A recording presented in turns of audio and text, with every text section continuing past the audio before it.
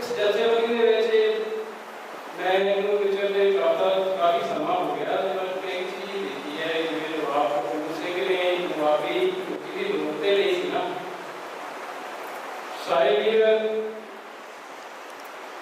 ਵੀ state ਪ੍ਰਧਾਨ ਨੇ पर सेवा वॉलंटियर के तौर नहीं करते वीर जोन प्रधान ने सेवा वॉलंटियर के तौर पर है प्रधान है ठीक है पर पहला सेवा है ये नवाबियां साडी जुटी की लोग भी रहनियां ते रहियां भी ते रहनियां भी चाहिए ते मैं के साडे जोन ने प्रधान वीर प्रवान सिंह जी उन्होंने बेनती करांगा कि वो सिख इतिहास के विचों जथेबंदी ਦੀਆਂ ਪ੍ਰੇਰਨਾਵਾਂ ਕਿਵੇਂ ਲੈਣੀਆਂ ਚਾਹੀਦੀਆਂ ਉਹਨਾਂ ਬਾਰੇ ਆਪਣੇ ਵਿਚਾਰ ਸਾਂਝੇ ਕਰਨਗੇ ਵੀਰ ਪ੍ਰਵਾਨ ਸਿੰਘ। ਧੰਨ ਸਾਹਿਬ ਸ੍ਰੀ ਗੁਰੂ ਗ੍ਰੰਥ ਸਾਹਿਬ ਮਹਾਰਾਜ ਜੀ ਦੀ ਪਾਵਨ ਪਵਿੱਤਰ ਰਾਜਮਾਨ ਪੰਥ ਧਰਤੀ ਸਰਬੱਤ ਦੇ ਭਲੇ ਦੇ ਵਾਰਸ ਗੁਰਮਤਿ ਦੇ ਪਾਣੀ ਸਮੂਹ ਵੀਰ ਭੈਣਾਂ ਅਤੇ ਸਾਰੇ ਭਾਈ ਵਾਹਿਗੁਰੂ ਜੀ ਕਾ ਖਾਲਸਾ ਵਾਹਿਗੁਰੂ ਜੀ ਕੀ ਫਤਿਹ। ਸਾਡੇ केंद्र से स्टेट प्रधान बहुत सोने विचार सब करके गए उन्होंने विचार की लड़ी के बच्चे युद्धार का टॉपिक है असी जथेबंधक होना है तो जथेबंधक होने के लिए सब प्रेरणा जथेबंधक होना है जथेबंधक होने का सारा मूल आधार की चाहिए ਸਾਨੂੰ ਸਿਹਤ ਕਿੱਥੋਂ ਮਿਲੀ ਤੇ ਜਦੋਂ ਅਸੀਂ ਸਿਹਤ ਦੀ ਗੱਲ ਕਰਦੇ ਹਾਂ ਇੱਕ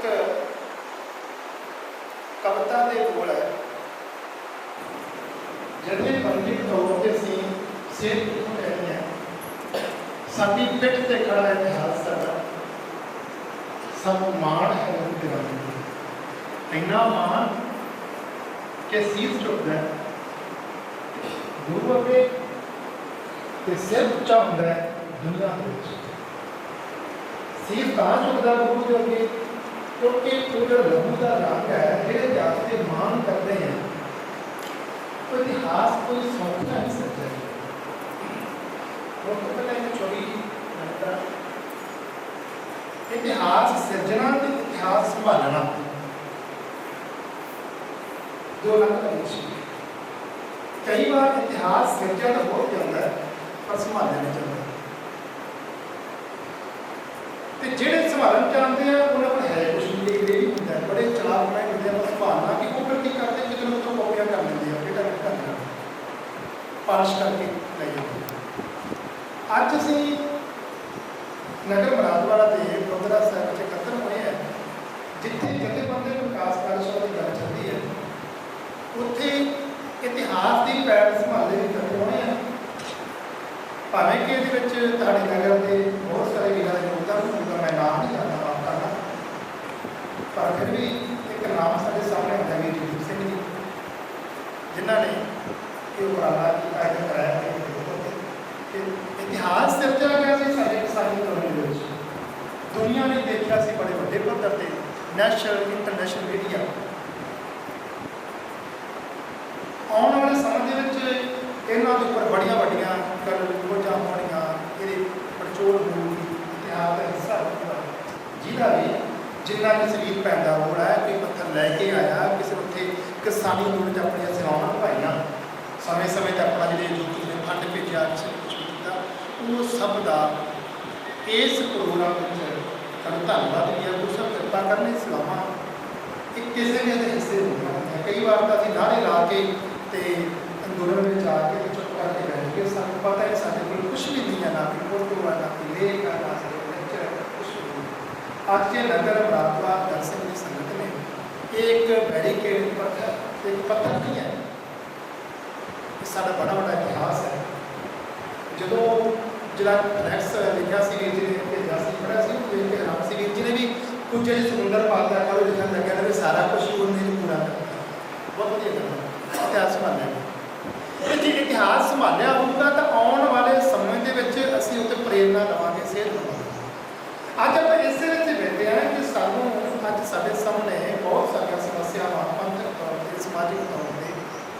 ਵੱਖ-ਵੱਖ ਖੇਤਰਾਂ ਵਿੱਚ ਬੜੀਆਂ ਸਮੱਸਿਆਵਾਂ ਨੇ। ਉਹਨਾਂ ਸਮੱਸਿਆਵਾਂ ਦੇ ਹੱਲ ਦੇ ਲਈ ਅਸੀਂ ਕਿੱਥੋਂ ਸੇਧ ਲਈਏ? ਤਾਂ ਸਾਡੀ ਪਿੱਠ ਤੇ ਖੜਾ ਇਤਿਹਾਸ ਸਾਡਾ। ਸਾਨੂੰ ਮਾਣ ਹੈ ਪ੍ਰਭੂ ਦੇ ਰਾਹੀਂ ਉੱਤੇ।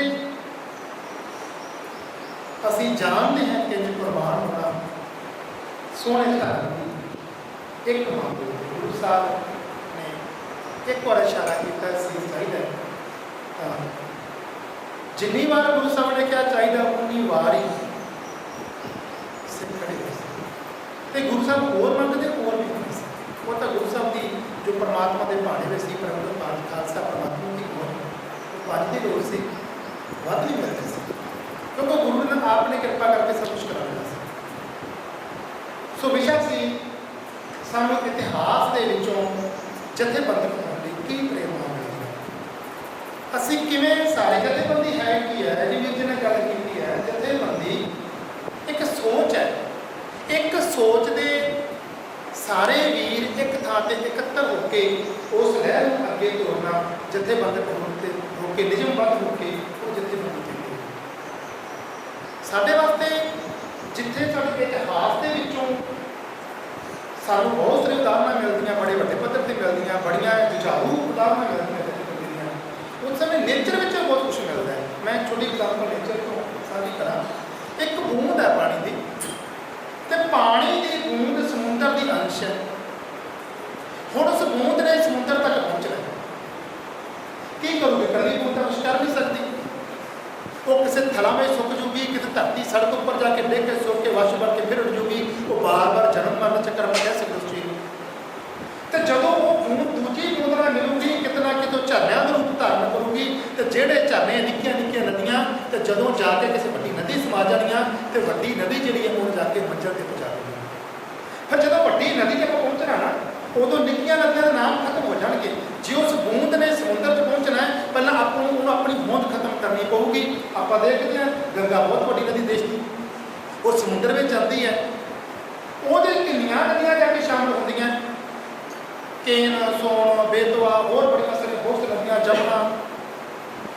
ਇਹ ਸਾਰੀਆਂ ਨਦੀਆਂ ਜਦੋਂ ਗੰਗਾ 'ਚ ਮਿਲ ਜਾਂਦੀਆਂ ਨਾ ਤਾਂ ਉਹ ਜਮਨਾ ਰਹਿੰਦੀ ਹੈ, ਨਾ ਸੋਨ ਰਹਿੰਦੀ ਹੈ, ਨਾ ਕੇਨ ਰਹਿੰਦੀ ਹੈ, ਨਾ ਉਹ ਜਿਹੜੀਆਂ ਨਦੀਆਂ ਦੇ ਨਾਮ ਖਤਮ ਹੋ ਜਾਂਦੇ ਆ। ਇੱਕੋ ਨਾਮ ਹੈ ਗੰਗਾ, ਤੇ ਉਹ ਗੰਗਾ ਸਾਰੀਆਂ ਲੈ ਕੇ ਸਮੁੰਦਰ 'ਚ ਪਹੁੰਚ ਜਾਂਦੀ ਹੈ।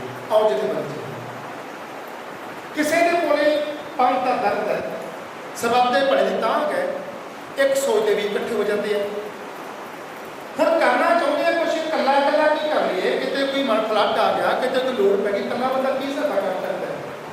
ਤੇ ਜੇ ਆਪਾਂ ਇੱਕ ਬੂੰਦ ਵੀ ਇਕੱਠੀ ਕਰ ਲਈਏ ਉਹ ਕਿਸੇ ਪ੍ਰਕਾਰ ਦੀ ਵੀਰ ਦੀ ਪਾਵਰ ਹੈ, ਕਿਸੇ ਭੈਣ ਕੋਲੇ ਪਾਵਰ ਹੈ, ਕਿਸੇ ਕੋਲੇ ਕੋਈ ਚੰਗਾ ਲੈਕਚਰ ਹੈ, ਕਿਸੇ ਕੋਲੇ ਕਿਸੇ ਮਾਇਆ ਦੇ ਸਾਧਨ ਹੈ, ਕਿਸੇ ਕੋਲ ਹੋਰ ਜੋ ਵੀ ਹੈ।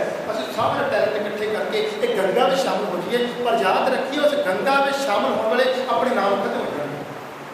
ਪਰ ਇਹ ਗੱਲ ਪੱਕੀ ਹੈ ਕਿ ਗੰਗਾ ਬਣੀ ਉਹਨਾਂ ਤੋਂ ਹੀ, ਗੰਗਾ ਬਣੀ ਉੱਥੇ ਹੀ ਹੈ ਅਲੱਗ-ਅਲੱਗ ਨਦੀਆਂ ਤੋਂ। ਪਰ ਉਹਨੇ ਕੀ ਹੈ ਸਾਰੀ ਨਦੀਆਂ ਨੂੰ ਇਕੱਠਿਆਂ ਕਰਕੇ ਉਸ ਮੰਜ਼ਿਲ ਤੇ ਪਹੁੰਚਾਤਾ। ਤੇ ਜਦੋਂ ਜਥੇਬੰਦੀ ਦੀ ਗੱਲ ਕਰਦੇ ਹਾਂ ਕਿੱਥੋਂ ਸ਼ੁਰੂ ਹੋਈਆਂ ਜਥੇਬੰਦੀਆਂ? ਵੀਰ ਜੀ ਵੀ ਗੱਲ ਕਰਕੇ ਗਏ ਹੈ। ਗੁਰੂ ਨਾਨਕ ਪਾਤਸ਼ਾਹ ਇਕੱਲੇ ਵੀ ਜਾ ਸਕਦੇ ਸੀ ਵਾਸੀ ਕਰਦੇ ਨਹੀਂ, ਮਰਦਾਨਾ ਤੂੰ ਵੀ ਚੱਲ। ਹੁਣ ਸੋਚ ਤੇਰੀ ਸਭ ਨਾਲ ਮਿਲਦੀ ਹੈ, ਆ ਚੱਲੀਏ ਆਪਾਂ ਇਕੱਠੇ ਚੱਲੀਏ। ਇੱਕ ਇਕੱਲਾ 2-11 ਜੇ ਅੱਗੇ ਜਾ ਕੇ ਹੋਰ ਥੋੜਾ ਚੱਲੀਏ ਕਿ ਵੀਰ ਜੀ ਗੱਲ ਕਰਕੇ ਗਏ ਹੈ ਗੁਰੂ ਅਮਰਦਾਸ ਪਾਤਸ਼ਾਹ ਦੇ ਵੇਲੇ ਜਾ ਕੇ ਜਦੋਂ ਤੱਕ ਸਾਡੇ ਗੁਰੂ ਪਾਤਸ਼ਾਹ ਦਾ ਜੋ ਅਧਿਆਤਮਿਕ ਸਮਾਜ ਹੈ ਬਹੁਤ ਵੱਡਾ ਹੋ ਗਿਆ ਸੀ। ਹੁਣ ਜਥੇਬੰਦੀ ਦੇ ਵਿੱਚ ਜ਼ਿਆਦਾ ਵਰਕਰਾਂ ਦੀ ਲੋੜ ਸੀ ਤੇ ਗੁਰੂ ਪਾਤਸ਼ਾਹ ਨੇ ਉਦੋਂ ਫਿਰ ਉੱਤੇ ਮੰਜੀ ਪ੍ਰਥਾ ਸਥਾਪਿਤ ਕੀਤੀ, ਪੀੜ ਸਥਾਪਿਤ ਕੀਤੀ। ਆਓ ਆਪਾਂ ਜਿੰਨੇ ਵੀ ਹੈ ਉਹ ਗੁਰੂ ਪਾਤਸ਼ਾਹ ਨੇ ਜਿਹੜੇ ਹੁਣ ਇਹ ਸੋਚ ਦੇ ਧਾਰਨੀ ਬਣ ਗਈ ਆ, ਆਓ ਦੀਵੇ ਨਾਲ ਦੀਵਾ ਅੱਗੇ ਜਗਾਈਏ ਆਪਾਂ ਤੇ ਚਾਨਣ ਅਗਾਂਹ ਵਧਾਈਏ। ਇਹ ਜਥੇਬੰਦੀ ਸੀ। ਅੱਗੇ ਚੱਲਦਿਆਂ ਜਥੇਬੰਦੀ ਲਈ ਵੱਖਰੀ ਆਈਡੈਂਟੀਟੀ ਦੀ ਲੋੜ ਹੁੰਦੀ ਹੈ। ਤੇ ਗੁਰੂ ਛੇ ਪਾਤਸ਼ਾਹ ਨੇ ਵੀਰੀ ਦੁਆਰਾ ਬਣਾ ਕੇ ਕਹਿੰਦਾ ਸੀਗਾ ਹੁਣ ਸਾਡਾ ਖਾਲਸਾ ਇਹ ਜਦ ਇਹਦੀ ਆਈਡੈਂਟੀਟੀ ਵੱਖਰੀ ਹੋਊਗੀ। ਜਥੇਬੰਦੀ ਚ ਰਹਿ ਗਿਆ ਸਾਡੀ ਪਛਾਣ ਵੱਖਰੀ ਹੋਊਗੀ, ਅਸੀਂ ਕਿਸ ਜਥੇਬੰਦੀ ਦਾ ਹਿੱਸਾ ਹੈ। ਤੇ ਗੁਰੂ ਗੋਬਿੰਦ ਸਿੰਘ ਪਾਤਸ਼ਾਹ ਨੇ ਉੱਤੇ ਮੋਹਰ ਲਾ ਦਿੱਤੀ, ਖਾਲਸਾ ਸਾਜਿਆ। ਗੁਰੂ ਪਾਤਸ਼ਾਹ ਨੇ ਅਮਰ ਸੰਚਾਰ ਕੀਤਾ, ਸੀਸ ਮੰਗੇ, ਉਹ ਸੀਸ ਭੇਟ ਵੀ ਹੋਏ। ਗੁਰੂ ਪਾਤਸ਼ਾਹ ਨੇ ਉਸ ਖਾਲਸੇ ਦੇ ਵਿੱਚ ਸਭ ਸਾਨੂੰ ਕਿੰਨਾ ਕੁਝ ਦਿੱਤਾ, ਜਿੱਥੇ ਵੱਖਰੀ ਪਹਿਚਾਣ ਦਿੱਤੀ, ਜਿੱਥੇ ਅੰਮ੍ਰਿਤ ਦੀ ਦਾਤ ਦਿੱਤੀ, ਨਾਲ ਉੱਥੇ ਇਹ ਵੀ ਕਹਿਤਾ ਵੀ ਹੁਣ ਸਮਾਂ ਇਹ ਆ ਗਿਆ ਹੈ ਕਿ ਤੁਸੀਂ ਕੁਛ ਵੀ ਕੁਛ ਕਰਨਾ ਹੈ, ਉਹਦੇ ਵਾਸਤੇ ਤੁਹਾਨੂੰ ਇੱਕ ਜਥੇਬੰਦਕ ਹੋਣਾ ਪਊਗਾ। ਅਸਲ ਵਿੱਚ ਖਾਲਸਾ ਪੰਥ ਜਿੱਥੇ ਹੋਰ ਕਈ ਪੱਖਾਂ ਤੇ ਵਿਚਾਰ ਕਰਦੇ ਆ, ਉੱਥੇ ਇਸ ਪੱਖ ਤੋਂ ਵਿਚਾਰ ਕਰ ਸਕਦੇ ਆ ਕਿ ਸਾਨੂੰ ਜਥੇਬੰਦਕ ਹੋਣ ਦਾ ਗੁਰੂ ਸਾਹਿਬ ਨੇ ਬਖਸ਼ਿਸ਼ ਕੀਤੀ। ਔਰ ਇਹ ਬਖਸ਼ਿਸ਼ ਗੁਰੂ ਸਾਹਿਬ ਜਦੋਂ ਕਦੇ ਪੱਕਾ ਦੀ ਧਰਤੀ ਉੱਪਰ ਅਨੰਦਪੁਰ ਸਾਹਿਬ ਦੇ ਇਕੱਠੇ ਖੇਡਦੇ ਆ ਨਾ, ਤੇ ਗੁਰੂ ਪਾਤਸ਼ਾਹ ਉਦੋਂ ਆਪਣੇ ਸੇਵਕਾਂ ਨੂੰ, ਆਪਣੇ ਸਾਥੀਆਂ ਨੂੰ ਨਾਲ ਲਾ ਕੇ ਨਿੱਕੇ ਨਿੱਕੇ ਜਥਿਆਂ ਵਿੱਚ ਉਹ ਜਿਹੜਾ ਉੱਥੇ ਖੇਡਾਂ ਕਰਾਉਂਦੇ ਆ, ਜਿਹੜੇ ਜੰਗਾਂ ਕਰਾਉਂਦੇ ਆ, ਆਹ ਸਾਰਾ ਕੁਝ ਜਥੇਬੰਦ ਹਿੱਸਾ ਹੀ ਸੀ। ਅੱਗੇ ਜਾ ਕੇ ਵੱਡੇ ਰੂਪ ਚ ਆ ਗਏ। ਤੇ ਜੇ ਗੁਰੂ ਪਾਤਸ਼ਾਹ ਹੋਰ ਆਪਾਂ ਦੇਖੀਏ, ਸਾਡੇ ਹੋਰ ਜਥੇਬੰਦੀ ਕਿਹੜੀ ਹੈ, ਸਾਡੇ ਕੋਲੇ ਇਤਿਹਾਸ ਵਿੱਚ ਵਿਚਾਰਧਾਰਾ ਅਲੱਗ-ਅਲੱਗ ਹੈ, ਆਪੋ ਉਸ ਚੱਕਰ 'ਚ ਨਹੀਂ ਪੈਣਾ, ਪਰ ਦੋਵੇਂ ਪ੍ਰਵਾਨ ਕਰ ਲੈਣੇ ਆ। ਕੋਈ ਕਹਿੰਦੇ 35 ਮਹਾਂਪੁਰਖਾਂ ਦੀ ਬਾਣੀ ਹੈ, ਕੋਈ 36 ਦੀ ਬਾਣੀ ਕਹਿੰਦੇ ਆ, ਚਲੋ ਹੈ ਤਾਂ ਗੁਰਬਾਣੀ 35-36 ਸਿਰੇ ਦੇ ਨਾਮ। ਅਸਲ 'ਚ ਗੁਰੂ ਪਾਤਸ਼ਾਹ ਨੇ ਸਾਨੂੰ, ਗੁਰੂ ਅਰਜਨ ਸਾਹਿਬ ਮਹਾਰਾਜ ਨੇ ਸਾਨੂੰ ਇੰਨੇ ਮਹਾਂਪੁਰਖਾਂ ਨੂੰ ਇੱਕ ਥਾਂ ਤੇ ਇਕੱਤਰ ਕਰਤਾ ਕਿ ਇੱਕ ਸੋਚ ਇਕੱਠੀ ਕੀਤੀ ਸਰਬੱਤ ਦੇ ਭਲੇ ਸੋਚ। ਗੁਰੂ ਨਾਨਕ ਸਾਹਿਬ ਦੀ ਗੱਲ ਕਰੀਏ, ਗੁਰੂ ਸਾਹਿਬ ਦੀ ਗੱਲ ਕਰੀਏ, ਗੁਰਬਾਣੀ ਕੇਵਲ ਕਲਮ ਦਾ ਵਿਸ਼ਾ ਨਹੀਂ ਹੈ।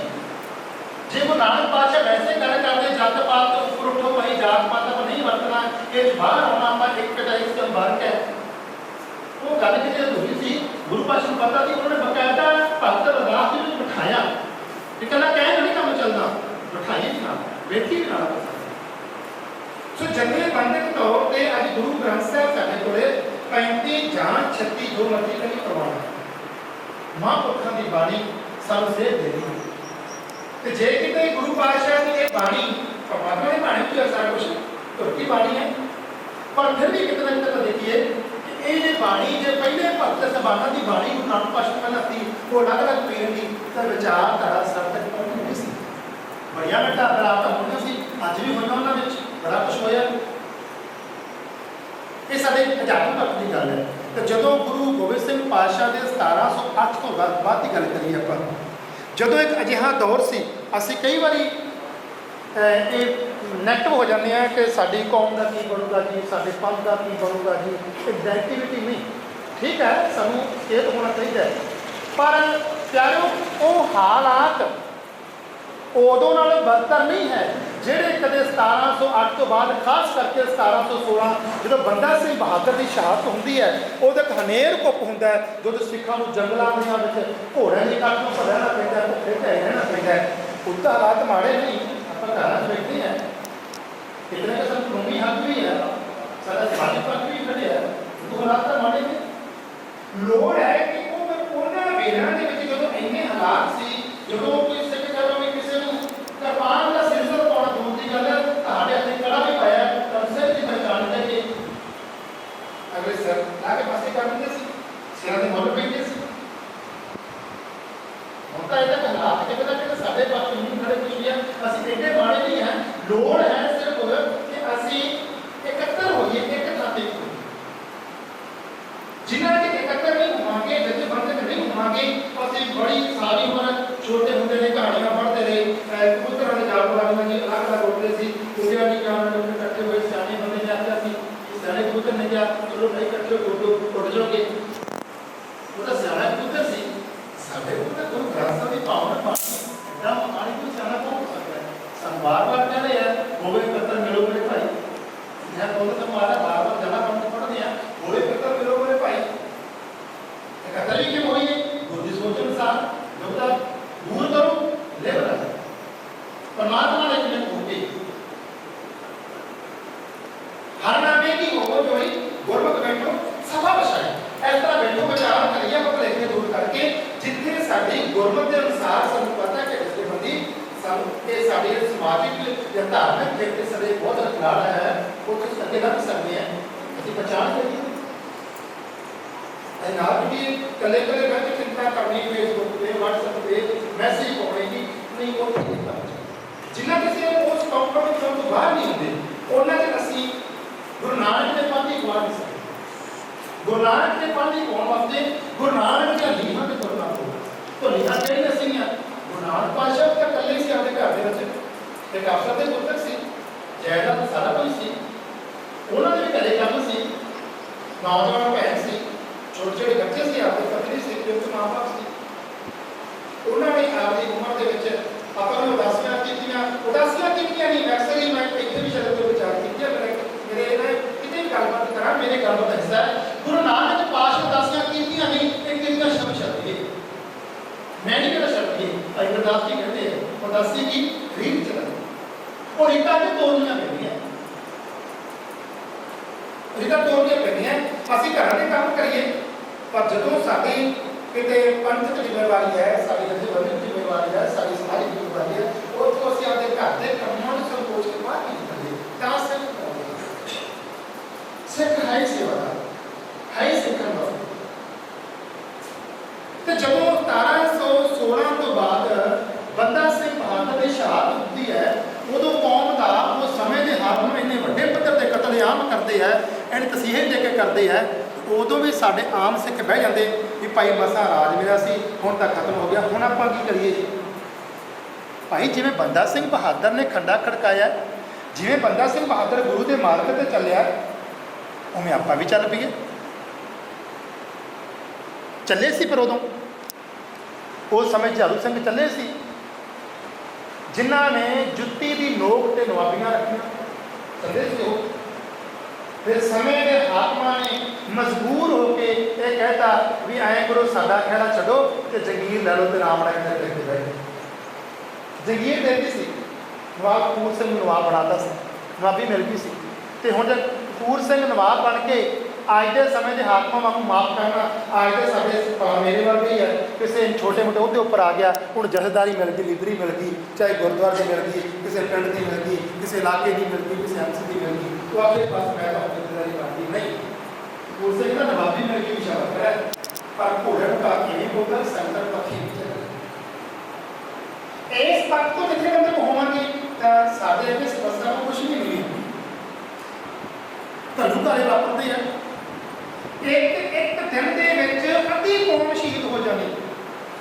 ਜੇ ਕੋਈ ਸਾਡੀ ਉਹਦੀ ਗਿਣਤੀ 50-60 ਹਜ਼ਾਰ ਹੈ ਨਾ, ਉਹਦੇ ਵਿੱਚ 25-30 ਹਜ਼ਾਰ ਸ਼ਹੀਦ ਹੋ ਜਾਣਾ। ਕਿਸੇ ਦੀ ਮਾਤਾ ਗਈ, ਕਿਸੇ ਦੀ ਭੈਣ ਗਈ, ਕਿਸੇ ਦਾ ਬੱਚਾ ਗਿਆ, ਕਿਸੇ ਦਾ ਭਰਾ ਗਿਆ, ਕਿਸੇ ਪਰਿਵਾਰ ਦੇ ਇੱਕ ਗਏ, ਕਿਸੇ ਸਾਰਾ ਪਰਿਵਾਰ ਹੀ ਗਿਆ। ਪਰਿਵਾਰ ਗਿਆ, ਹਾਥੀ ਘੋੜੇ ਗਏ, ਅੱਧੀ ਕੌਮ ਸ਼ਹੀਦ ਹੋ ਗਈ, ਅੱਧੀ ਕੌਮ ਸ਼ਹੀਦ ਹੋ ਜਾਂਦੀ ਹੈ। ਅੱਕ ਥੱਕ ਕੇ ਸਮੇਂ ਦਾ ਹਾਕਮ ਪਿੱਛੇ ਖੜ ਜਾਂਦਾ ਹੈ ਵੀ ਹੁਣ ਕੀ ਕਰੀਏ, ਆਪਣੇ ਹੱਥ ਨਹੀਂ ਆਉਂਦੇ। ਤੇ ਸਿੰਘ ਅੱਗੇ ਜਾ ਕੇ ਟਿਕਾਣਾ ਕਰਦੇ ਆ, ਲੰਗਰ ਪਾਣੀ ਛਕਦੇ ਆ। ਉਹ ਸੂਈਆ ਕਰਦਾ ਪਿੱਛੇ, ਸਿੰਘੀ ਦੇਖਦਾ, ਉਹ ਸਿੰਘ ਸ਼ਾਮ ਦਾ ਵੇਲਾ ਹੈ, ਅੱਧੀ ਕੌਮ ਸ਼ਹੀਦ ਹੋ ਗਈ ਹੈ, ਕਿਸੇ ਦੀਆਂ ਲਾਸ਼ਾਂ ਨਹੀਂ ਮਿਲੀਆਂ, ਕਿਸੇ ਦਾ ਸੰਸਕਾਰ ਨਹੀਂ ਕਰ ਸਕੇ, ਜਿੱਥੇ ਕੋਈ ਸ਼ਹੀਦ ਹੈ ਛੱਡ ਕੇ ਮਜਬੂਰ ਸਿੰਘਾਂ ਜਾਣਾ ਪਿਆ ਸੀ। ਤੇ ਸਿੰਘ ਸ਼ਾਮ ਅਰਦਾਸ ਪਤਾ ਕਰਦੇ ਆ, ਸਤਿਗੁਰੂ ਤੇਰੇ ਭਾਣੇ ਚਾਰ ਪੈਦਾ ਸੁੱਖਾਂ ਨਾਲ। ਇਹ ਆਨੰਦ ਹੈ ਜਦੋਂ ਸਾਡੀ ਕੌਮ ਦੇ ਬੋਲ ਬਾਲਿਆਂ ਦੇ ਵਿੱਚ ਚੜ੍ਹਦੀ ਕਲਾ ਨਾ ਆਊਗੀ। ਹਾਏ ਕੀ ਹੋ ਗਿਆ, ਹਾਏ ਮਰਦੇ ਜੀ, ਹਾਏ ਕੀ ਹੋ ਗਿਆ ਜੀ, ਉਹਨਾਂ ਚ ਅਸੀਂ ਕੁਛ ਕਰ ਨਹੀਂ ਸਕਦੇ। ਨਾ ਹੌਸਲਾ ਸਾਨੂੰ ਮਿਲੇ ਤੇ ਨਾ ਉਸ ਨੂੰ ਪ੍ਰੇਰਿਤ ਕਰ ਸਕਦੇ। ਅਰਦਾਸ ਕੀ ਕਰਦੇ ਆ, ਸਤਿਗੁਰੂ ਚਾਰ ਪੈਦਾ ਸੁੱਖਾਂ ਦਿਨ ਸੁੱਖਾਂ ਦੀ ਕਹਿਆ, ਚਾਰ ਪੈਦਾ ਦਈਆ ਭਾਣੇ ਚ ਬਤੀਤ ਕਰੋ। ਐਡਾ ਵੱਡਾ ਆਨੰਦ ਜੈਸਾ ਅਸੀਂ ਕਾਬੂ ਪਾ ਲਿਆ, ਜੋ ਸਾਡੀ ਸੁਲਤਾਨ ਕੌਮ ਦੀ ਉਪਾਧੀ ਮਿਲੀ ਹੈ, ਸਾਡੀ ਕੌਮ ਵਿੱਚ ਸੁਲਤਾਨ ਕੌਮ ਦਾ ਬਾਦਸ਼ਾਹ। ਜਦੋਂ ਰਾਤ ਦਾ ਵੇਲਾ ਹੈ, ਕਦੇ ਬੈਠੇ ਹੈ, ਬਾਣੀ ਪੜ੍ਹਦੇ ਹੈ, ਵਿਚਾਰਾਂ ਕਰਦੇ ਹੈ, ਤੇ ਸਾਥੀ ਸਿੰਘਾਂ ਨਾਲ ਗੱਲਾਂ ਪਤਾ ਕਰਦੇ ਹੈ। ਆਇਆ ਸੀ ਹਾਕਮ ਹਦਵਾਣਿਆਂ ਦੇ ਭੁਲੇਖੇ, ਪੱਥਰਾਂ ਨੂੰ ਮਾਰ ਬੈਠੇ। ਗੱਲ ਬਹੁਤ ਵੱਡੀ ਹੈ। ਆਇਆ ਸੀ ਹਾਕਮ ਹਦਵਾਣੇ ਦੇ ਭੁਲੇਖੇ, ਮੈਂ ਭੰਨ ਕੇ ਫੇਰ ਕੇ ਪਾਸੇ ਜਾ ਦੂੰ ਮਤੀਰਾ ਦੇ ਭੁਲੇਖੇ, ਪਰ ਪੱਥਰਾਂ ਨੂੰ ਮਾਰ ਬੈਠਾ। ਕੀ ਹੋਇਆ ਕਿ ਉਹਦੇ ਦੰਦ ਖੱਟੇ ਹੋ ਗਏ। ਕੌਮ ਸਾਡੀ ਅੱਧੀ ਸ਼ਹੀਦ ਹੋ ਗਈ ਹੈ ਤੇ ਸਾਡੀ ਚੜ੍ਹਦੀ ਕਲਾ ਕਿੰਨੀ ਵੱਡੀ ਹੈ। ਅਸੀਂ ਹੁਣ ਫਿਰ ਵੱਡੇ ਲਲਕਾਰੀ ਜਾਂਦੇ ਹਾਂ ਕਿ ਉਹ ਡਰਦਾ ਹੋਣਾ, ਉਹ ਘਬਰਾ ਗਿਆ, ਕਹਿੰਦਾ ਪੱਥਰਾਂ ਨੂੰ ਮਾਰ ਬੈਠਾ। ਭਾਵ ਕਿ ਇਹ ਨਹੀਂ ਕਿ ਸਾਡੇ ਕਿੰਨੇ ਸ਼ਹੀਦ ਹੋ ਗਏ, ਸਾਡੀ ਜ਼ਮੀਰ ਜਾਗਦੀ ਹੈ, ਸਾਡੀ ਅਣਖ ਜਾਗਦੀ ਹੈ, ਉਹਦਾ ਹੌਸਲਾ ਹੋ ਗਿਆ। ਤੇ ਹੌਸਲਾ ਮਿਲਿਆ ਵੀ ਕਿੱਥੋਂ ਹੈ? ਭਾਵੇਂ ਸੁਬਾਹ ਹੋਈ ਹੈ, ਪਰੇਸ਼ਾਨ ਹੋਈ ਹੈ, ਜਦੋਂ ਵੀ ਮੌਕਾ ਮਿਲਿਆ ਉਦੋਂ ਨਿੰਦਣ ਵੀ ਕੀਤਾ, ਉਦੋਂ ਬਾਣੀ ਪੜ੍ਹੀ। ਅਸਲ ਦੇ ਵਿੱਚ ਜੇ ਕਿਤੇ ਨਾ ਕਿਤੇ ਸਾਡੇ ਕੋਲੇ ਅੱਜ ਨੈਗੇਟਿਵਿਟੀ ਆ ਗਈ ਹੈ ਨਾ, ਉਹਦਾ ਇੱਕੋ ਇੱਕ ਕਾਰਨ ਹੈ। ਪਹਿਲੀ ਗੱਲ ਤਾਂ ਅਸੀਂ ਗੁਰਬਾਣੀ ਤੋਂ ਦੂਰ ਹੋ ਗਏ, ਤੇ ਦੂਸਰੀ ਗੱਲ ਇਹ ਹੈ ਗੁਰੂ ਇਤਿਹਾਸ ਸਾਡੇ ਸਿੱਖ ਇਤਿਹਾਸ ਤੋਂ ਜੋੜ ਕੇ ਇਹ ਦੋਨਾਂ ਗੱਲਾਂ ਦੀਆਂ ਕਮੀਆਂ ਨੇ ਸਾਡੇ ਅੰਦਰ ਇੰਨੀ ਕਹਿਰਤਾ ਪੈਦਾ ਕਰਦੀ। ਜੇ ਵੀਰ ਜੀ ਗੱਲ ਕਹਿ ਗਏ ਹੈ ਅਸੀਂ ਫਿਰ 1472 ਤੋਂ ਫਿਰ ਪਿੱਛੇ ਚਲੇ ਗਏ, ਅਸੀਂ ਫਿਰ ਡਰ ਵਿੱਚ ਆ ਗਏ, ਫਿਰ ਖੌਫ ਵਿੱਚ ਆ ਗਏ। ਸਾਨੂੰ ਇਹ ਲੱਗਿਆ ਵੀ ਜੇ ਮੈਂ ਫਲਾਣੇ ਦੀ ਦੀਨ ਨਾਲ ਸਵੀਕਾਰ ਕੀਤੀ ਤਾਂ ਮੇਰੇ ਉੱਪਰ ਫਲਾਣਾ ਕੇਸ ਪੈ ਜਾਊਗਾ, ਕਿਉਂਕਿ ਸਾਰੇ ਸਟਾਈ ਕਰ ਹੋ ਗਏ, ਅਸੀਂ ਸਰਵਿਸ ਹੋ ਗਏ, ਸਵਾਰਥੀ ਹੋ ਗਏ। ਤੇ ਜੇਕਰ ਅਸੀਂ ਚਾਹੁੰਦੇ ਹਾਂ ਜਥੇਬੰਦਕ ਹੋਣਾ ਤੇ ਜਥੇਬੰਦਕ ਹੋ ਕੇ ਅਸੀਂ ਪ੍ਰੇਰਨਾ ਲੈਣੀ ਹੈ, ਅਸੀਂ ਕੀ ਕਰੀਏ, ਅਸੀਂ ਕਿਵੇਂ ਕਰੀਏ, ਰਾਹ ਕਿੱਥੋਂ ਵੇਖੀਏ, ਤਾਂ ਉਦੋਂ ਤਾਂ ਭੈੜਾ ਰਾਹ ਨਹੀਂ, ਉਦੋਂ ਤਾਂ ਹਨੇਰਾ ਧੁੱਪ ਨਹੀਂ ਹੈਗਾ ਜਦੋਂ ਸਾਡੀ ਕੌਮ ਮੁੱਠੀਆਂ ਤੇ ਉਂਗਲਾਂ ਤੇ ਗਿਣੀ ਜਾਂਦੀ ਹੈ। ਜਥੇਬੰਦੀ ਕੀ ਹੈ? ਦੋ ਸਿੰਘ ਹੈ, ਰਾਜ ਪੈਦਾ ਕਰਤਾ ਉਹਨਾਂ ਨੇ, ਬਾਬਾ ਬੋਤਾ ਸਿੰਘ ਤੇ ਬਾਬਾ ਗਰਜਾ ਸਿੰਘ। ਨਾਮ ਬਹੁਤੇ ਵੀਰ ਭੈਣਾਂ ਜਾਣਦੇ ਹੋਣ। ਸਮੇਂ ਦੇ ਹੱਕ ਨੂੰ ਮੰਗਾ ਰਿਹਾ, ਉਹ ਕਹਿੰਦਾ ਜੀ ਹੁਣ ਤਾਂ ਆਪਾਂ ਸਾਰੇ ਸਿਰ ਖਤਮ ਕਰਦੇ। ਇੱਕ ਤਾਂ ਲੰਗਰ ਪਾਣੀ ਲੈਣ ਆਏ ਸੀ, ਅਚਾਨਕ ਵੇਖਿਆ ਪਿੱਛੇ ਝਾੜੂ ਛੁਪੇ ਖੜੇ ਸੀ, ਕੰਨਾਂ 'ਚ ਪੈ ਗਈ ਹਾਕਮ ਦੀ ਆਵਾਜ਼, ਆਂਦਾ ਹੁਣ ਤਾਂ ਆਪਾਂ ਸਾਰੇ ਖਤਮ ਕਰਦੇ। ਹੁਣ ਇਹ ਨਹੀਂ ਹੈ ਕਿ ਹੁਣ ਉਹ ਡੇਕੀ ਹੋ ਜੀ ਬੰਦਾ ਸਿੰਘ ਬਹਾਦਰ ਤੁਸੀਂ ਫੇਰ ਆਓ, ਤੁਹਾਡੇ ਬਿਨਾਂ ਅਸੀਂ ਬਹੁਤ ਔਖੇ ਹੋ ਗਏ ਜੀ, ਕਿਉਂਕਿ ਸਾਨੂੰ ਤਾਂ ਹੁਣ ਸਾਡੇ ਦੁਸ਼ਮਣ ਇਹ ਕਹਿ ਸਕਦੇ। ਉਹ ਆਂਦੇ ਨਹੀਂ, ਬੰਦਾ ਸਿੰਘ ਬਹਾਦਰ ਕਿਹਨੇ ਬਣਨਾ ਹੈ, ਆਪਾਂ ਹੀ ਬਣਨਾ, ਕਿਹਨੇ ਬਣਨਾ ਪੈਂਦਾ। ਦੂਰ ਨਹੀਂ ਗਏ ਕਿਤੇ, ਉਹ ਜਿੱਥੇ ਖੜੇ ਸਿੰਘ ਤਿਆਰ ਬਰ ਤਿਆਰ ਹੈ, ਉੱਥੇ ਹੀ ਮੋਰਚਾ ਲਾ ਰਿਹਾ। ਤੁਹਾਨੂੰ ਮੋਰਚਾ ਲਾਉਣ ਦੀ ਤਰਕੀਬ ਦੇਖੋ ਕੀ ਹੈ, ਉੱਥੋਂ ਜਥੇਬੰਦੀ ਨਿਕਲ ਗਈ। ਦੋ ਸਿੰਘ ਹੈ ਤੇ ਦੋ ਸਿੰਘ ਜੇ ਅਲੱਗ-ਅਲੱਗ ਕਰਦੇ ਤਾਂ ਹੋ ਸਕਦਾ ਹੈ ਵੀ ਉਹ ਕਿਸੇ ਨੂੰ ਹੋਰ ਮਾਰੇ ਤੋਂ ਬਿਨਾਂ ਆਪ ਪਹਿਲਾਂ ਹੀ ਉਹਨਾਂ ਦਾ ਸ਼ਿਕਾਰ ਹੋਇਆ। ਜਥੇਬੰਦੀ ਕਿਵੇਂ ਹੋਇਆ? ਕਮਰ ਕੱਸੇ ਖੋਲ੍ਹੇ ਆ ਤੇ ਦੋਹਾਂ ਨੇ ਪਿੱਠਾਂ ਜੋੜਦੀਆਂ। ਇਹ ਜਥੇਬੰਦੀ ਸੀ, ਇਹ ਜਥੇਬੰਦੀ ਸੀ। ਕਮਰ ਕੱਸਾ ਕਰ ਲਿਆ, ਦੋ ਬੰਦੇ, ਤੂੰ ਇੱਧਰ ਮੂੰਹ ਰੱਖ, ਮੈਂ ਇੱਧਰ ਮੂੰਹ ਰੱਖਦਾ। ਜੇ ਅਸੀਂ ਬਹੁਤੇ ਹੋਵਾਂਗੇ, ਚਾਰ ਹੁੰਦੇ ਫਿਰ ਇੱਧਰ ਹੋ ਇੱਧਰ ਹੋਈ ਸੀ। ਜੇ ਬਹੁਤ ਹੋਰ ਹੁੰਦੇ ਤਾਂ ਫਿਰ ਅਸੀਂ ਕਿਤੇ ਪਾਸੇ ਤੁਹਾਨੂੰ ਘੇਰਾ ਪਿਆ ਹੋਇਆ, ਸਾਰੇ ਪਾਸੇ ਦੇਖ ਸਕਦੇ ਹਾਂ। ਇਹ ਜਥੇਬੰਦੀ ਸੀ। ਬਾਬਾ ਬੋਤਾ ਸਿੰਘ ਤੇ ਬਾਬਾ ਗਰਜਾ ਸਿੰਘ ਦਾ ਬੰਨਿਆ ਹੋਇਆ ਲੱਕ ਜਥੇਬੰਦੀ ਸੀ ਵੀ ਜਦ ਤੱਕ ਆਪਾਂ ਦੋਨੋਂ ਰਲ ਕੇ ਨਹੀਂ ਚੱਲਾਂਗੇ, ਆਪਾਂ ਇਕੱਠੇ ਹੋ ਕੇ ਨਹੀਂ ਚੱਲਾਂਗੇ, ਆਪਾਂ ਨਾਲ ਕੁਝ ਵਿਗਾੜ ਨਹੀਂ ਸਕਦੇ। ਤੇ ਪਹਿਲੇ ਹੱਲੇ ਪਹਿਲੇ ਦਿਨ ਆਪਾਂ ਸ਼ਿਕਾਰ ਹੋ ਜਾਵਾਂਗੇ। ਇੱਕ ਇਕੱਲਾ 2-11 ਦੋਨ 11 ਵਰਗੀ ਪਾਵਰ। ਇੱਥੋਂ ਸਾਨੂੰ ਪਤਾ ਲੱਗਦਾ ਜਦ ਤੱਕ ਜਥੇਬੰਦਕ ਨਹੀਂ ਹੋਵਾਂਗੇ ਉਹਨਾਂ ਚਿਰ ਸਾਡੇ ਸਾਹਮਣੇ ਸਮੱਸਿਆਵਾਂ ਵੱਡੀ ਰੱਖਣੀਆਂ ਤੇ ਅਸੀਂ ਸਮੱਸਿਆਵਾਂ ਦਾ ਸਰਬੱਤਾ ਭਲਾ ਦਾ ਕੀ ਕਰਨਾ, ਅਸੀਂ ਆਪਣਾ ਭਲਾ ਵੀ ਨਹੀਂ ਸੋਚ ਸਕਦੇ ਜਦ ਤੱਕ ਜਥੇਬੰਦਕ ਨਹੀਂ ਹੋਵੇ। ਜਸਨ ਕਾਮੂ ਵਾਲੀਆਂ ਜਿਹਨੇ ਕੌਮ ਦੀ ਬੜੀ ਵੱਡੀ ਅਗਵਾਈ ਕੀਤੀ ਆ, ਭਾਵੇਂ ਉਹ ਛੋਟੇ ਘੱਲੂ ਘਰ ਚੋਂ ਲੰਘੇ, ਵੱਡੇ ਘੱਲੂ ਘਰ ਚੋਂ ਲੰਘੇ, ਤੇ ਉਹਨਾਂ ਦੀਆਂ ਇੰਨੀਆਂ ਸੇਵਾਵਾਂ ਸੀ, ਉਹਨਾਂ ਨੂੰ ਇੱਥੇ ਲੀਡਰੀ ਮਿਲੀ ਸੀ, ਕਵਿਤਾ ਨਹੀਂ ਮਿਲਿਆ, ਉਹਨਾਂ ਨੇ ਫਿਰ ਵੀ ਕੰਮ ਕੀਤਾ। ਆਖਰਕਾਰ ਕੌਮ ਨੇ ਦੇਖਿਆ ਵੀ ਇਹ ਬਹੁਤ ਬੰਦਾ ਬੜੇ ਵਧੀਆ ਕਹਿ ਲਓ ਵੀ ਟੈਲੈਂਟ ਵਾਲਾ ਹੈ। ਉਹਨਾਂ 'ਚ ਜਦੋਂ ਪਰਤਾਲਿਆ ਫਿਰ ਕਿਸ ਨੇ ਦਲ ਖਾਲਸਾ ਦੀ ਅਗਵਾਈ ਕੀਤੀ। ਦਲ ਖਾਲਸਾ ਨੂੰ ਜਿਹੜਾ ਮੁੱਖੀ ਥਾਪਿਆ ਗਿਆ ਸੀ, ਅੱਜ ਵੀ ਦਲ ਖਾਲਸਾ ਹੈ, ਜਥੇਬੰਦੀ ਚੱਲਦੀ ਹੈ, ਪਰ ਉਹ ਗੁਰੂ ਪਾਤਸ਼ਾਹ ਕਿਰਪਾ ਕਰੇ ਸਾਨੂੰ ਉਹ ਦੁਆਰਾ ਫਿਰ ਉਹੀ ਹੈ ਪਾਵਰ ਮਿਲੇ। ਮਹਾਰਾਜ ਜੀ ਸਿੰਘ ਰਾਜ ਦੀ ਗੱਲ ਕਰੀਏ ਤਾਂ ਉਹਦੇ ਵਿੱਚ ਵੀ ਇਹੀ ਸੀ ਕਿ ਉਦੋਂ ਬਾਬਾ ਜਸ ਸਿੰਘ ਆਹਲੂਵਾਲੀਆ ਵੇਲੇ 65 ਨਿੱਕੀਆਂ ਸਿੱਖ ਮਿਸਲਾਂ ਸੀ, 65 ਜਿੱਤੇ ਸੀ। ਉਹਨਾਂ ਨੇ 65 ਨੂੰ ਇਕੱਠੇ ਕਰਕੇ ਫਿਰ ਟਾਈ ਕੀਤਾ ਤੇ 12 ਵਿੱਚ ਬਦਲਿਆ ਵੀ ਜਿੰਨਾ ਆਪਾਂ ਜ਼ਿਆਦਾ ਖੇਡਾਂਗੇ ਅਸੀਂ ਕਾਮਯਾਬ ਨਹੀਂ ਹੋਵਾਂਗੇ। ਤੇ ਜੇ ਮਹਾਰਾਜ ਜੀ ਦੇ ਰਾਜ ਨਿਕਲਿਆ ਨਾ, ਉਹ ਬਾਬਾ ਬੋਤਾ ਜੀ ਤੇ ਬਾਬਾ ਗਰਜਾ ਸਿੰਘ ਦੇ ਉਸ ਕਮਰ ਕੱਥੇ ਵਿੱਚੋਂ ਨਿਕਲਿਆ। ਜੱਸਾ ਸਿੰਘ ਆਹਲੂਵਾਲੀਆ ਦੀ ਜਿਹੜੀ ਹੈ ਇੱਕ ਕਹਿ ਲਓ ਵੀ ਲਾਭ ਸਾਥ ਉਸ ਉਹਦੇ ਕੁਰਬਾਨੀ ਵਿੱਚੋਂ ਨਿਕਲਿਆ, ਉਹਦੀ ਮਿਹਨਤ ਵਿੱਚੋਂ ਨਿਕਲਿਆ। ਤੇ ਜੇ ਆਪਾਂ ਅੱਗੇ ਰਣਜੀਤ ਸਿੰਘ ਦੇ ਰਾਜ ਦੀ ਗੱਲ ਕਰੀਏ, ਇਹਨਾਂ 12 ਮਿਸਰਾਂ ਨੂੰ ਮਹਾਰਾਜਾ ਰਣਜੀਤ ਸਿੰਘ ਨੇ ਇਕੱਠਾ ਕਰਕੇ ਇੱਕ ਰਾਜ ਪੈਦਾ ਕੀਤਾ। ਤੇ ਜੇ ਉਹ 12 ਨੂੰ ਇਕੱਠਾ ਨਾ ਕਰਦੇ ਜੀ ਤਾਂ ਦੁਬਾਰਾ ਫਿਰ ਅਸੀਂ ਉੱਥੇ ਫਿਰ ਖੜ ਜਾਣਾ ਸੀ, ਸਾਨੂੰ ਦੁਸ਼ਮਣ ਨੇ ਫਿਰ ਆ ਕੇ ਅਲੱਗ-ਅਲੱਗ ਵੰਡ ਦੇਣਾ ਸੀ।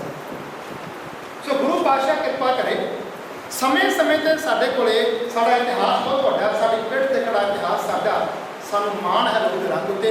ਗੁਰੂ ਪਾਤਸ਼ਾਹ ਕਿਰਪਾ ਕਰੇ ਜੇ ਉਹ ਜਥੇਬੰਦੀਆਂ ਦੇ ਵਿੱਚੋਂ, ਉਸ ਇੰਨੇ ਭੈੜੇ ਦੌਰ ਦੇ ਵਿੱਚੋਂ, ਇੰਨੇ ਕਤਲੇਆਮ ਦੇ ਵਿੱਚੋਂ ਅਸੀਂ ਸ਼ਹਾਦਤਾਂ ਵਰਤਾਂਗੇ। ਦੁਸ਼ਮਣ ਨੇ ਸਾਡਾ ਉਦੋਂ ਪੂਰਾ ਮਿਟਾਉਣ ਦੀ ਕੋਸ਼ਿਸ਼ ਕੀਤੀ ਸੀ, ਉਹਦੇ ਵਿੱਚੋਂ ਵੀ ਮਹਾਰਾਜਾ ਰਣਜੀਤ ਸਿੰਘ ਦਾ ਰਾਜ ਸਾਡੇ ਕੋਲ ਸਾਹਮਣੇ ਆ ਗਿਆ। ਅੱਜ ਤਾਂ ਡੈਮੋਕ੍ਰੇਸੀ ਵੀ ਹੈ, ਅੱਜ ਤਾਂ ਬੜੇ ਜਿਹੜੇ ਕਹੋ ਮੁਲਕੀ ਅਧਿਕਾਰ ਕਮਿਸ਼ਨ ਵੀ ਹੈ, ਬੜੇ ਕਾਨੂੰਨ ਵੀ ਹੈ। ਲੋੜ ਕਾਹਦੀ ਹੈ? ਲੋੜ ਹੈ ਜਿਹੜੀ ਅਲੱਗ-ਅਲੱਗ ਥਾਵਾਂ 'ਤੇ ਅਲੱਗ-ਅਲੱਗ ਨੱਥੀ ਪਈ ਹੈ, ਉਹਨੇ ਇੱਕ ਥਾਂ 'ਤੇ ਜਿਵੇਂ ਚੈਲੰਜ ਕਰੀਏ, ਉੱਥੋਂ ਅਸੀਂ ਦੁਬਾਰਾ ਫਿਰ ਉਹ ਸਾਰਾ ਕੁਝ ਕਰ ਸਕਦੇ ਹਾਂ ਜਿਸ ਵਾਸਤੇ ਗੁਰੂ ਪਾਤਸ਼ਾਹ ਨੇ ਸਾਨੂੰ ਰਾਹ ਦਿਖਾਇਆ ਸੀ। ਗੁਰਮਤਿ ਗਾਡੀ ਰਾਹ ਚਲਾਇਆ, ਜੋ ਗਾਡੀ ਰਾਹ ਚਲਾਇਆ ਸੀ ਅਸੀਂ ਫਿਰ ਬੰਦੀ ਬਣ ਸਕਦੇ ਹਾਂ। ਸਰਬੱਤ ਦੇ ਭਲੇ ਦੇ ਕਾਰਜ ਤਾਂ ਕਰਾਂਗੇ ਜੇਕਰ ਘੱਟੋ ਘੱਟ ਅਸੀਂ ਬੜਾ ਡਰਾਂ ਤੋਂ ਮੁਕਤ ਹੋਵਾਂਗੇ, ਅਸੀਂ ਚਿੰਤਾਵਾਂ ਤੋਂ ਮੁਕਤ ਹੋਵਾਂਗੇ, ਅਸੀਂ ਗੁਰਬਾਣੀ ਨਾਲ ਜੁੜਾਂਗੇ, ਅਸੀਂ ਇਤਿਹਾਸ ਪੜ੍ਹਾਂਗੇ। ਇਤਿਹਾਸ ਨੇ ਹੀ ਸਾਨੂੰ ਪ੍ਰੇਰਨਾ ਦੇਣੀ ਹੈ। ਨਾਲ ਨਾਲ ਚਾਹੇ ਨਵਾਂ ਇਤਿਹਾਸ ਬਣ ਰਿਹਾ ਅਸੀਂ ਉਹਨੂੰ ਸੰਭਾਲਣ ਦੀ ਜ਼ਿੰਮੇਵਾਰੀ ਬਣਦੀ ਹੈ। ਬੜਾ ਕਹਿੰਦੇ ਨੇ ਜੀ ਸਿੱਖਾਂ ਦਾ ਇਤਿਹਾਸ ਲਿਖਿਆ ਬਹੁਤ ਸੰਭਾਲਿਆ ਨਹੀਂ, ਸਿੱਖਾਂ ਦਾ ਕਸੂਰ ਨਹੀਂ ਹੈ। ਸਮੇਂ ਦੇ ਹਾਲਾਤ ਅਜਿਹੇ ਸੀ। ਉਹ ਤਾਂ ਬਹੁਤ ਸਾਰਾ ਸਾਹਿਤ ਜੋ ਗੋਬਿੰਦ ਸਿੰਘ ਮਾਸਟਰ ਗੱਲ ਕਰਦੇ ਆ ਕਿੰਨਾ ਜ਼ਿਆਦਾ ਸਾਹਿਤ ਸਾਥਤ ਰੁੜ ਗਿਆ ਸੀਗਾ ਕਿ ਗੁਰੂ ਪਾਤਸ਼ਾਹ ਸੰਭਾਲਣਾ ਨਹੀਂ ਜਾਣਦੇ ਸੀ, ਪਰ ਹਾਲਾਤ ਇੱਦਾਂ ਦੇ ਸੀ। ਸੋ ਗੁਰੂ ਪਾਤਸ਼ਾਹ ਕਿਰਪਾ ਕਰੇ ਅੱਜ ਦੇ ਸਮੇਂ ਦੀਆਂ ਜਿਹੜੀਆਂ ਲੋੜਾਂ ਹੈ, ਜਿਹੜੀਆਂ ਸਾਡੀਆਂ ਜ਼ਰੂਰਤਾਂ ਹੈ, ਜਿੰਨਾ ਕਿ ਜਥੇਬੰਦਕ ਨਹੀਂ ਹੋਵਾਂਗੇ ਉਹਨਾਂ ਚਿਰ ਅਸੀਂ ਉਸ ਮੰਜ਼ਿਲ ਤੇ ਨਹੀਂ ਪਹੁੰਚ ਸਕਾਂਗੇ। ਥੋੜੇ ਦਿਨ ਪਹਿਲਾਂ ਇੱਕ ਨਾ ਛੋਟੀ ਐਗਜ਼ਾਮਪਲ ਦੇਣਾ, ਬਸ ਮੈਂ ਸਮਾਪਤੀ ਕਰਨੀ ਸਮਾਂ ਕਰਨਾ। ਇੱਕ ਨਾ WhatsApp ਤੇ ਵੀਡੀਓ ਆਈ ਸੀ, ਉਹਦੇ ਵਿੱਚ ਇੱਕ ਗ੍ਰੰਥੀ ਸਿੰਘ ਦੀ ਗੱਲ ਸੀ। ਸ਼ਾਇਦ ਇੱਥੇ ਵੀ ਗ੍ਰੰਥੀ ਸਿੰਘ ਬੈਠੇ ਹੋਣਗੇ, ਮੇਰੇ ਕੋਲ ਗੁਰੂ ਘਰ ਦੀ ਸੇਵਾ ਇੱਕ ਛੋਟੀ ਐਗਜ਼ਾਮਪਲ ਹੈ। ਉਹਨਾਂ ਨੇ ਇੱਕ ਗ੍ਰੰਥੀ ਸਿੰਘ ਦੀ ਵੀਡੀਓ ਪਾਈ ਸੀ ਤੇ ਉੱਥੇ ਨਾਲ ਇੱਕ ਗੁਰਸਿੱਖ ਵੀਰ ਲੈਕਚਰ ਦੇ ਰਿਹਾ ਸੀ। ਆਂਦਾ ਮੇਰੇ ਪਿੱਛੇ ਦੇਖੋ ਤਸਵੀਰ ਹੈ ਇੱਕ ਗੁਰਸਿੱਖ ਦੀ, ਆਂਦਾ ਗ੍ਰੰਥੀ ਸਿੰਘ ਹੈ। ਅੱਜ ਉਹ ਸਿੰਘ ਕੀਰਤਨ ਸਿੰਘ ਹੈ, ਗ੍ਰੰਥੀ ਸਿੰਘ ਆਪਣੀਆਂ ਗੁਰੂ ਘਰ ਦੀਆਂ ਸੇਵਾਵਾਂ ਛੱਡ ਕੇ ਅੱਜ ਕਿਤੇ ਹੋਰ ਥਾਂ ਦੇ ਉੱਪਰ ਕਿਸੇ ਹੋਰ ਧਰਮ ਦੇ ਗੀਤ ਗਾਉਂਦਾ ਬੈਠਾ। ਵੀਡੀਓ ਦੇਖੀ ਸੀ। ਆਂਦਾ ਕਿੰਨੀ ਮਾੜੀ ਗੱਲ ਸਾਡੀ ਕੌਮ ਦੀ, ਗ੍ਰੰਥੀ ਸੰਭਾਲ ਕਿਉਂ ਨਹੀਂ ਸਕੇ। ਮੈਂ ਵੀ ਗ੍ਰੰਥੀ ਸਿੰਘ ਗੁਰੂ ਘਰ ਦਾ, ਮੈਂ ਗੱਲ ਕਰਦਾ ਵੀ ਗ੍ਰੰਥੀ ਸਿੰਘ ਬੈਠੇ ਹੋਣੇ ਤੇ ਮੈਂ ਉੱਤੇ ਕਮੈਂਟ ਕੀਤਾ ਸੀ। ਮੈਂ ਕਿਹਾ ਠੀਕ ਹੈ ਉਸ ਪ੍ਰਬੰਧਕ ਕਮੇਟੀ ਦਾ ਕਸੂਰ ਹੋ ਸਕਦਾ, ਮਾਫ ਕਰਨਾ, ਸਾਰੇ ਕੁਝ ਨਹੀਂ ਹੁੰਦੇ। ਮੈਂ ਕਿਹਾ ਉਸ ਕਸੂਰ ਹੋ ਸਕਦਾ ਹੈ ਜਿਨ੍ਹਾਂ ਨੇ ਉਹਨੂੰ ਪ੍ਰੋਪਰ ਤਨਖਾਹ ਨਹੀਂ ਦਿੱਤੀ। ਮੈਂ ਕਿਹਾ ਵੀ ਕੀ ਗ੍ਰੰਥੀ ਸਿੰਘ ਕੇਵਲ ਤੇ ਕੇਵਲ ਤਨਖਾਹ ਵਾਸਤੇ ਹੀ ਕੰਮ ਕਰਦਾ? ਇਹ ਨੈਗੇਟਿਵਿਟੀ ਸਾਡੇ ਵਿੱਚ ਕੀ ਸਾਨੂੰ ਗੁਰੂ ਤੇ ਭਰੋਸਾ ਨਹੀਂ ਕਿਸੇ ਰੋਜੀ ਰੋਟੀ ਦੇਊਗਾ? ਸਿਰ ਤੇ ਕਿਸੇ ਮਾਰੇ ਠਾਕਰ ਕਾਹੇ ਮਨ ਭਾਉ ਕਰਿਆ, ਰੋਜ਼ਾਨਾ ਪੜ੍ਹਦੇ ਆ ਤੇ ਮੈਂ ਕਿਉਂ ਭਾਉ ਕਰਦਾ ਮੇਰੇ ਕਿਤੇ ਕੀ ਬਣੂਗਾ? ਐਡੀ ਕਿੱਡੀ ਗੱਲ ਆ ਗਈ ਹੈ ਕਿ ਉਹ ਸਮਾਂ ਆ ਗਿਆ ਸੀ। ਠੀਕ ਹੈ ਕਿਸੇ ਪ੍ਰਬੰਧਕ ਕਸੂਰ ਹੋ ਸਕਦਾ ਹੈ, ਕੋਈ ਤਾਂ ਕੋਈ ਕਸੂਰ ਨਹੀਂ। ਕਬੀਰ ਸਾਚਾ ਸਤਿਗੁਰ ਕਿਆ ਕਰੇ ਸਿੱਖਾਂ ਵਿੱਚ ਚੂਕ, ਗੁਰੂ ਕੋ ਛੱਡੀ ਜਾਂਦਾ। ਮਤਲਬ ਕੀ ਹੈ ਫਿਰ ਉਹਨੇ ਮਾਫ ਕਰਨਾ। ਅੰਮ੍ਰਿਤ ਇਸ ਕਰਕੇ ਛਕਿਆ ਸੀ ਰੋਟੀਆਂ ਦੀ ਖਾਤਰ, ਰੋਟੀਆਂ ਕਾਰਨ ਮੂਰੇ ਦਾ ਆਪ ਸ਼ਕਲ ਕਰਦੀ ਨਾ, ਫਿਰ ਉਸੇ ਰਾਹ ਤੇ ਚੱਲਿਆ ਸੀ ਜਿੱਥੇ ਗੁਰੂ ਸਾਹਿਬ ਬਚਿਆ ਸੀ। ਉਸ ਤੇ ਮੈਂ ਕਮੈਂਟ ਕੀਤਾ ਸੀ, ਮੈਂ ਕਹਿੰਦੀ ਗਲਤ ਗੱਲ ਹੈ ਵੀ ਜੇ ਕਿਤੇ ਨਾ ਕਿਤੇ ਤੈਨੂੰ ਕਦੇ 4 ਵਜੇ ਘੱਟ ਬੰਦੇ, ਕੋਈ ਗੱਲ ਨਹੀਂ, ਗੁਰੂ ਤੇ ਭਰੋਸਾ ਰੱਖ, ਤੇਰਾ ਸਭ ਕੁਝ ਪਰਮਾਤਮਾ ਕਰੂਗਾ। ਤੂੰ ਅਜਿਹਾ ਕਰ, ਤੈਨੂੰ ਜੇ ਲੱਗਦਾ ਕਿਤੇ ਵੀ ਸਾਡੇ ਕਿਸੇ ਸਿਸਟਮ ਦਾ ਕਸੂਰ ਹੈ, ਮੈਨੂੰ ਪੈਸੇ 4 ਘੱਟ ਬੰਦੇ ਆ ਤੇ ਭਾਈ ਤੂੰ ਗੁਰਮਤਿ ਦਾ ਪ੍ਰਚਾਰ ਇਸ ਢੰਗ ਨਾਲ ਕਰ, ਲੋਕਾਂ 'ਚ ਕਰ, ਸੰਗਤ 'ਚ ਕਰ ਕਿ ਹੋ ਸਕਦਾ ਇੱਕ ਦਿਨ ਉਹਨਾਂ ਨੂੰ ਮਹਿਸੂਸ ਹੋਣ ਲੱਗ ਪਵੇ ਅਸੀਂ ਕੀ ਕਰੀ ਜਾਂਦੇ ਯਾਰ, ਇਤਿਹਾਸ ਪੜ੍ਹ ਕੇ ਸੁਣਾਓ ਉਹਨਾਂ ਨੂੰ। ਤੇ ਮੈਂ ਕਿਹਾ ਸੀ ਫਿਰ ਉਹਨੂੰ, ਮੈਨੂੰ ਇਹ ਦੱਸੋ ਭਾਈ ਵੀ ਕੀ ਭਾਈ ਤਾਂ ਉਸ ਤਨਖਾਹ ਤੇ ਕੰਮ ਕਰਦੇ ਸੀ, ਰੋਜੀ ਰੋਟੀ ਕਮਾਉਂਦੇ ਸੀ, ਖੇਤੀ ਕਰਦੇ ਸੀ, ਕਿਰਤ ਕਰਦੇ ਸੀ ਉਹ, ਤੇ ਕਿਰਤ ਕਰਕੇ ਜੰਗਲਾਂ 'ਚ ਸਿੱਖਾਂ ਨੂੰ ਭੋਜਨ ਛਕਾਉਂਦੇ ਸੀਗੇ। ਤੇ ਜਿੱਦਾਂ ਭਾਈ ਤਾਰੂ ਸਿੰਘ ਦੀ ਖੋਪੜੀ ਲੈ ਗਈ ਸੀ ਕਿ ਉਸ ਤੋਂ ਬਾਅਦ ਪਰਿਵਾਰ ਨੂੰ ਪੈਨਸ਼ਨ ਕਰਨੀ ਹੋਣੀ ਹੈ, ਅਸੀਂ ਕਿਹਦੇ ਵਾਰਸ ਹੈ? ਇਹ ਤਾਂ ਭਾਈ ਆਪਣਾ ਆਪ ਗਵਾਉਣਾ ਪੈਂਦਾ, ਆਪ ਗਵਾਈਆ ਤਾਂ ਸੋ ਪਾਈਆ। ਤੇ ਜੇ ਮੈਂ ਆਖਿਆ ਮੇਰਾ ਪਹਿਲਾਂ ਸਭ ਕੁਝ ਬਣ ਜੇ, ਨਹੀਂ। ਜਿੱਦ ਤੱਕ ਅਸੀਂ, ਜੇ ਸਾਨੂੰ ਲੱਗਦਾ ਹੈ ਕਿ ਸਿਸਟਮ 'ਚ ਖਿਲਵਾੜ ਹੈ, ਅਸੀਂ ਉਹਨਾਂ ਨੂੰ ਗੁਰਮਤਿ ਦੀ ਰੋਸ਼ਨੀ ਵਿੱਚ ਗੁਰਦੁਆਰਾ ਸਾਹਿਬ ਦੇ ਵਿੱਚੋਂ ਸੰਗਤ 'ਚ ਪ੍ਰਚਾਰ ਕਰੀਏ, ਗੁਰਬਾਣੀ ਦੀ ਵਿਆਖਿਆ ਕਰੀਏ। ਗੁਰਬਾਣੀ ਦੀ ਵਿਆਖਿਆ ਕਰਾਂਗੇ ਨਾ ਤੇ ਮਾਫ ਕਰਨਾ, ਕਈ ਵਾਰੀ ਉੱਥੇ ਮੇਰੇ ਵਰਗਾ ਹੁੰਦਾ ਬੈਠਾ, ਉਹਨੂੰ ਝੂਠੀ ਵੱਡੀ ਹੁੰਦੀ ਹੈ, ਹਾਂ ਯਾਰ ਕਿਤੇ ਨਾ ਕਿਤੇ ਮੇਰਾ ਵੀ ਕਸੂਰ ਹੈ। ਗੁਰੂ ਘਰ ਛੱਡੀਏ ਨਹੀਂ, ਛੱਡ ਕੇ ਭੱਜਣਾ ਨਹੀਂ। ਗੁਰੂ ਪਾਤਸ਼ਾਹ ਕਿਰਪਾ ਕਰਨ, ਸਾਨੂੰ ਰੋਜ਼ੀ ਰੋਟੀ ਮਿਲੂਗੀ, ਮਾਨ ਸਨਮਾਨ ਨਹੀਂ ਮਿਲੂਗਾ। ਤੇ ਅਸੀਂ ਤਾਂ ਸਾਰੀ ਦੁਨੀਆ ਦੇ ਰਾਜੇ ਬਣਾਇਆ, ਬਾਦਸ਼ਾਹ ਸਾਨੂੰ ਬਣਾਇਆ, ਅੱਜ ਅਸੀਂ ਕਿਹੜੇ ਰੋਟੀ ਪਿੱਛੇ ਪਾਸੇਦਾਰ ਭੱਜਣ ਲੱਗ ਗਏ। ਇਹ ਸਾਡੇ ਕਸੂਰ ਹੈ ਬਹੁਤ ਵੱਡੇ। ਮਹਾਤਮਾ ਕਰਨਾ ਇਹਦਾ ਮਤਲਬ ਕੀ ਹੈ ਕਿ ਅਸੀਂ ਹਾਲੇ ਤੱਕ, ਮੈਂ ਖੁਦ ਗੁਰਮਤਿ ਤੋਂ ਨਹੀਂ ਪੜ੍ਹਿਆ ਤੇ ਮੈਂ ਇਹ ਕਹਿ ਦੇਵਾਂ ਕਿ ਮੇਰਾ ਦੱਸਿਆ ਕੋਈ ਹੋਰ ਗੁਰਮਤਿ ਰਾਹ ਜੁੜ ਜਾਵੇ, ਇਹ ਹੋ ਹੀ ਨਹੀਂ ਸਕਦਾ। ਜਦ ਤੱਕ ਮੈਂ ਪਰਪੱਕ ਨਹੀਂ ਹੈਗਾ, ਉਹ ਜਿਹੜੀਆਂ ਗੁਰਮਤਿ ਦੀਆਂ ਗੱਲਾਂ ਮੇਰੇ ਅੰਦਰ ਨਾ ਨਿਕਲਦੀਆਂ ਆਂ, ਉਹਨਾਂ ਚਿਰ ਦੂਜੇ ਉੱਪਰ ਅਸਰ ਨਹੀਂ ਕਰਦਾ। ਬਸ ਫਰਕ ਇਹੀ ਹੈ। ਸੋ ਗੁਰੂ ਪਾਤਸ਼ਾਹ ਕਿਰਪਾ ਕਰਨ, ਜੋ ਸਾਨੂੰ ਰਾਹ ਦਿਖਾਏ ਗੁਰੂ ਸਾਹਿਬਾਨਾਂ ਨੇ, ਜਥੇਬੰਦਕ ਹੋ ਕੇ ਸਰਬੱਤ ਦੇ ਭਲੇ ਦੇ, ਅਸੀਂ ਉਹਨਾਂ ਰਾਹ ਦੇ ਪਾਂਧੀ ਬਣ ਸਕੀਏ। ਭੁੱਲਾਂ ਚੁੱਕਾਂ ਦੀ ਖਿਮਾ, ਆਓ ਸਾਰੇ ਆਪਾਂ ਜਥੇਬੰਦਕ ਹੋ ਕੇ ਸਰਬੱਤ ਦੇ ਭਲੇ ਕਾਰਜ ਕਰੀਏ। ਭੁੱਲਾਂ ਚੁੱਕਾਂ ਦੀ ਖਿਮਾ। ਵਾਹਿਗੁਰੂ ਜੀ ਕਾ ਖਾਲਸਾ, ਵਾਹਿਗੁਰੂ ਜੀ ਕੀ ਫਤਿਹ।